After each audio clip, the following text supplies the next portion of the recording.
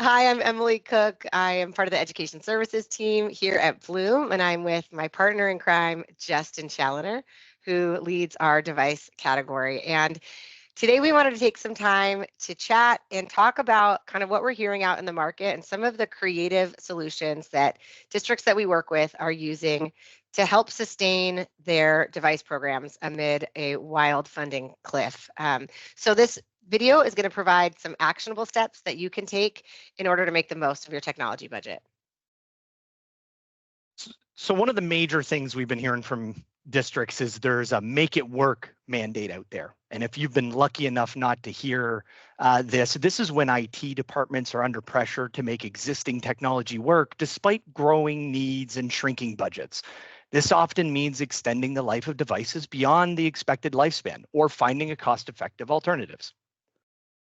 Let's discuss a little bit about that looming refresh cliff, which I'm sure you've also heard about. So many are facing this refresh cliff, and where the bulk of the technology fleet is aging out, and that's really just due to COVID. We had so many districts buy so many devices and push to one-to-one all at the same time, but that also means that those same devices are getting old all at once and will need to be retired at the same time. So without strategic planning, this can really lead to significant disruptions in learning, outcomes for your students, and job satisfaction loss for the educators. Absolutely.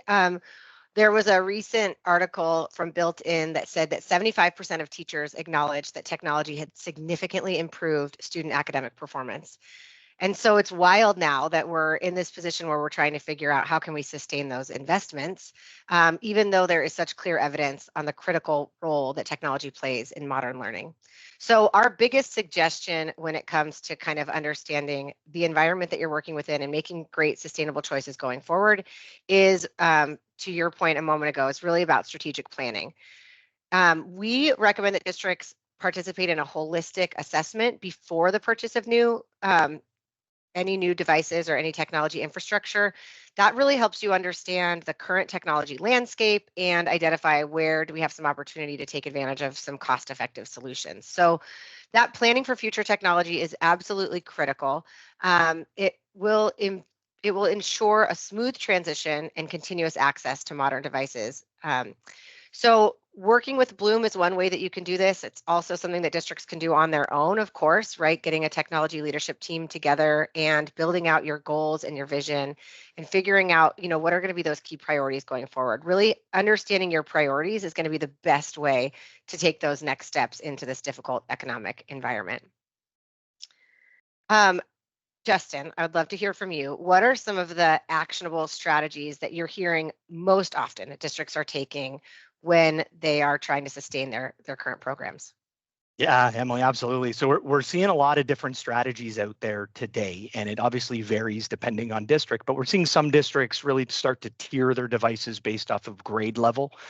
We're also seeing a bit of a reduction in some of the one-to-one programs, especially in the younger grades, and going back to a more mobile strategy with classroom-based devices with mobile carts and kind of the setup we used to have prior to the big one-to-one push before COVID. Some districts are starting to refresh their devices based off of basically a trickle-down effect, where the high school students are getting the newer and most latest and greatest devices. The elementary school students are kind of getting the hand-me-downs from the high school students, so to speak. And then obviously the elementary students, where the demands are a lot lower, they tend to get the devices that are getting closer to the end of the life. And that is just one of those strategies that's starting to fall into place due to budget constraints. But we're also seeing a lot of districts use their older devices for loaners and to just keep devices in the classrooms moving as RMAs and repairs become more prevalent in the older generation devices as they reach the end of their life. So the other really interesting approach we're starting to see is districts start to take the strategy of using particular devices based off of the outcomes or use cases.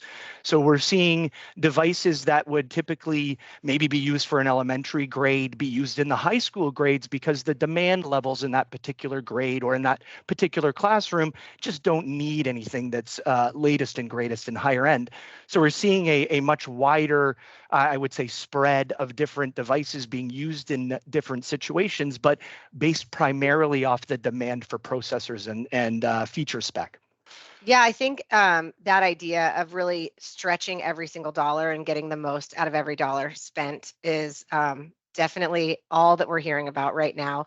One of the areas where that pops up the most is when we talk about extending the life of existing devices by protecting the devices that we have in use. So one thing that we talk about with districts a lot is really evaluating the insurance options, so warranty offerings that are available, and making sure that when you're evaluating those options for insurance that you look at the number of times a specific device can be repaired, because there are some warranties that exist out there that, as you know, Justin, give you one repair per device, which as a mom of 3 school-aged boys, I can tell you that might not cut it for everybody. So looking for a warranty where we can offer unlimited repairs is really helpful in kind of making sure that we can stretch every single dollar, because as you know, older devices equal more issues for IT departments. So being able to access that ongoing repairs and technology support is absolutely critical as schools are extending the life of every single device. So that timely and expert assistance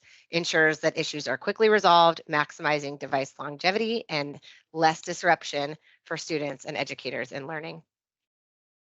Justin, so we've talked about ways to kind of stretch every dollar, but the next part I wanted to just hear you talk a little bit about is how can people actually save some of those dollars? If the budget is actually lower, what are some ways that we can actually help districts, or what are we seeing districts do that will actually help them save and lower their costs? Yeah, absolutely, Emily. There's a couple that really come to mind here that are very creative and are easy ways to really stretch those budget tech dollars. So the first one that we're starting to see from all of the major manufacturers that allows for you to continue that warranty that Emily was actually just talking about, but you're starting to do these self-maintainer warranties. And what these are is these are repairs that you would do in-house for the manufacturers, and you get a reimbursement for that work. So you're able to maintain the usual warranty program that you would have and have the coverage on parts and the protection that warranty has accompanied with it, but you do get savings because you are doing some of that work internally. We're also seeing districts use that as a training tool and as a curriculum base for students that allows them real life skills to get out and understand how devices work and really to gain new skills and develop new programs from that. One of the other big things we're seeing is what to do with those end-of-life devices. And Chrome OS Flex has been a major release for Google. And what that does is allows for any device, no matter the age, to become a Google device. So this takes older PCs and Macs, turns them into Google Chromebooks, basically. Everything runs off the exact same hardware, and everything runs off the same older operating system, in most cases Windows 10, but allows for all the same functionality that you would get in a brand new Chromebook that you brought into the district. You're able to do this, of course, with no cost. So it allows you to take all of the end-of-life devices and turn them into new Chrome devices that you're able to redeploy out to other grade levels.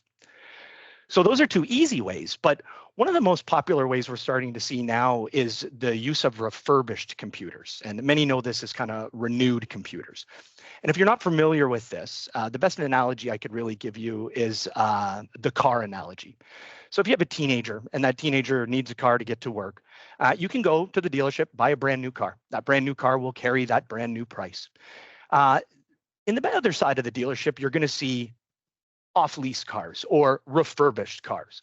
And obviously those carry a much different price point, but they carry all the same functionality and the exact same performance that what you would see in that brand new car that you're driving off the lot. The big difference here, though, is you see about an 75 to 80% savings when you look at that refurbished car.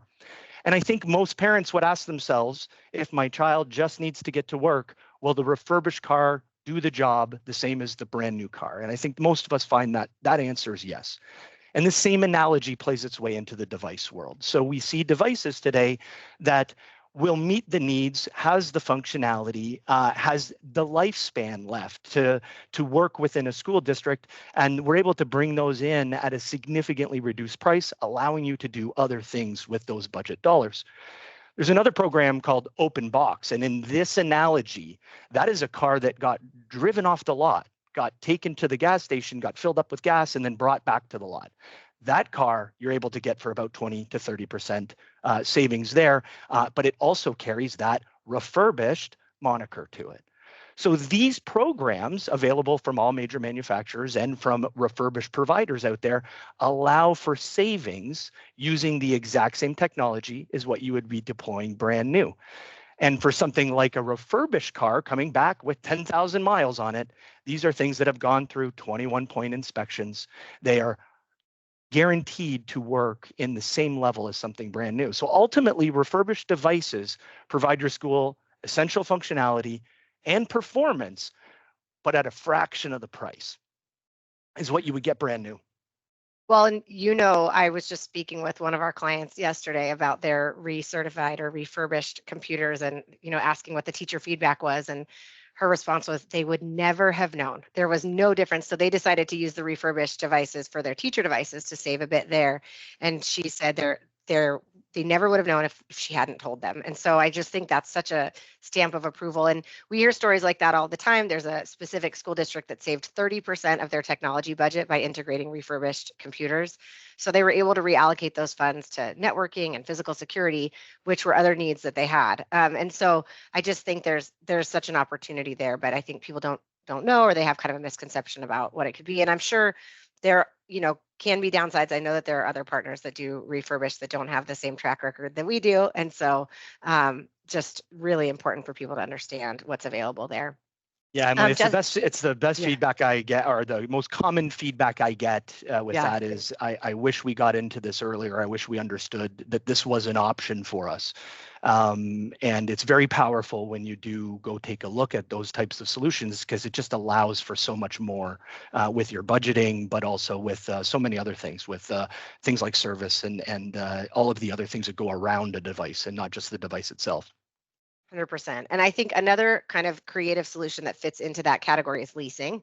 We hear folks talking about that quite a bit. So will you just talk me through a little bit, kind of what does it look like to lease a device? What are the options there? What do districts appreciate about that opportunity?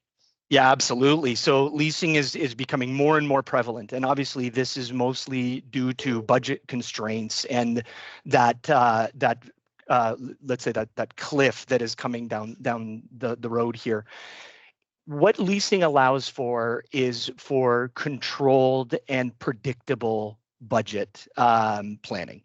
So you can take any typical device program, a one-to-one program, and kind of level out all of the payments down to a monthly payment or a quarterly payment or a yearly payment, whatever works best with that, with your budget and the flow there.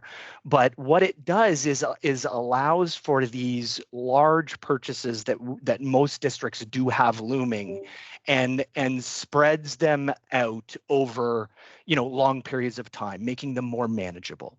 And so this really has become more and more of a conversation as we start to look at that, what happens to all the COVID devices as they reach the end of their life. And for most districts, this is a big issue, and leasing is a catch-all solution to that problem. I think the one other part that kind of fits into that, an alternative to leasing, but still making sure that you make the most of every dollar spent, is the opportunity for ITAD. So will you just spend a couple of minutes talking about buyback and ITAD? Yeah, absolutely. So this is, again, one of those cost-saving measures, right? We have a program here at Bluum where our team would look at the aging devices that the district would had and then assess the value. And if you're able to create value here, that offsets any new purchases or refurbished devices that would be coming in as replacements. And so it's really just about maximizing the value that you have within the aging equipment. And if that isn't a program that you are looking at, if you are just recycling aging equipment and you're not looking at what the overall value would be, then you're missing out on budget dollars that you could be reallocating to other things. And that's really what that buyback program does allow. It maximizes any value that you do have there and makes sure that you're getting the most out of any of those assets. Justin, I think we did it. We covered a lot of ground today. Just so many different creative ideas. Thank you for sharing all of your experience and those conversations you've had with other educational partners across the country. I think lots of great ideas, things that are tried and true, things that are a little more creative and maybe new. But hopefully, we were able to provide some solutions that districts can really use and kind of put to work for them right away to try to extend their budgets without compromising on quality or performance. Absolutely, Emily. There's a lot of solutions out there and many ways to do things, and it's always a pleasure to hear what the education community is coming up with. Absolutely. All right. Well, thank you for watching. Please feel free to check out our Bluum website to learn more about our warranty, our buyback, our recertified devices, and any tech support. We would love to be here to help you as you are kind of planning ahead. So feel free to reach out, bluum.com.